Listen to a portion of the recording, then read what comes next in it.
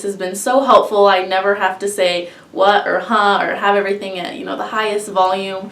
So I'm super comfortable. I even took the hearing aids with me abroad. It was a huge help then because I was traveling all over Europe, so a bunch of different languages. And I only speak English, and I was learning some Italian. So when I was in different countries, I was able to use the hearing aids and the translation function. And I was able to speak with people in German and Spanish, numerous different languages. And if I was ever in a cinch, I knew I had them to try and help me communicate and ask for help. So that was awesome.